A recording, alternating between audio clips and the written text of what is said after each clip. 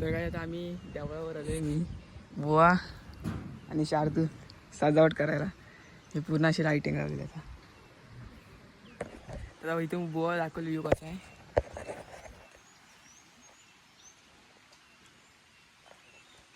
आणि हे घाट अविस्मरणीय असं दृश्य आपण पाहू शकतो सोनगावचा. ही आमची घागवाडी असणार आहे आणि या घागवाडीमध्ये आम्ही गावच्या मंदिराच्या कळसावरती आहोत. आणि हा दृश्य आपण पाहू शकतो की असा नजारा कोकणातलं हे सौंदर्य आपण पाहू शकतो. हे सौंदर्य आहे, त्यासाठीच कोकण मानलं जातं स्वर्गाची नगरी. आणि या नगरीमध्ये वसलेला हा गाव सोनगावमधली घागवाडी.